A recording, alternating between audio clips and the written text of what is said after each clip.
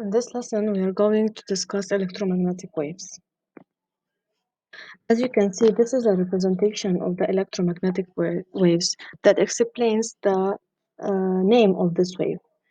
The electromagnetic wave is actually composed of two fields, the electric field or the electric wave, as you can see here, and the magnetic one, which is perpendicular to it. The speed of an electromagnetic wave in vacuum or in air is approximated to be equal to c equal 3 times 10 power 8 meter per second, and by convention it's called c. So, how is the electromagnetic wave produced? It is produced by the vibration of electric charges, and it's composed of magnetic and electric fields, as I've mentioned before. In this slide, the electromagnetic spectrum is represented.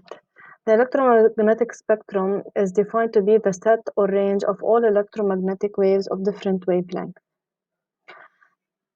They are the radio waves, microwaves, infrared, visible light, ultraviolet, X-rays, and gamma rays.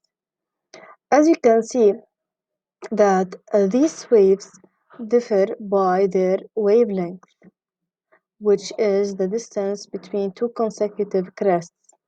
And thus, as the wavelength decreases, here it's in the order of 10 power minus 7, as the wavelength decreases, here power 10 in the order of 10 power minus 8, we can see that the frequency increases.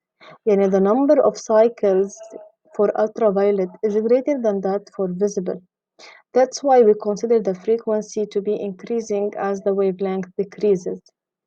And gamma rays shows clearly this property.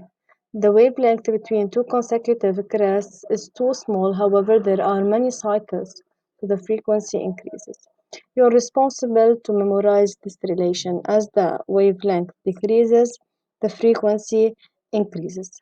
And when we talk about more cycles or more vibrations being done in order to produce these waves, this means that more energy is required.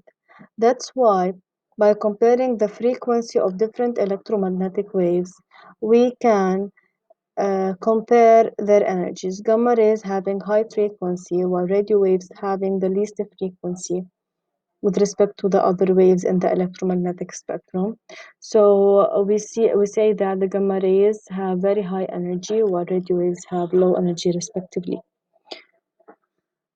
In this slide, we also mentioned that the electromagnetic wave is a transverse wave in which it oscillates perpendicular to the direction of energy transfer.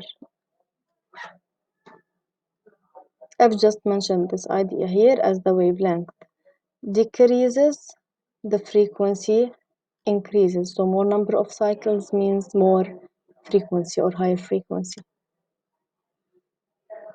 In this slide, it's actually not required, but I just mentioned it for general knowledge. Here I mentioned that the vibration of bonds holding molecules, or the vibration of electrons, or radioactive decay all produce different electromagnetic waves. So finally, again, the wave is due to vibration. In number 6, in slide 6, I'm showing you here that the sun, which includes molecules and atoms of different elements that are vibrating and highly energized, produced or emits different electromagnetic waves, and the percentage here are shown. 3% of ultraviolet radiation, 44% of visible light, which is the white light that we see composed of different colors, blue, green, yellow, orange, and so on, and 53% of infrared radiation.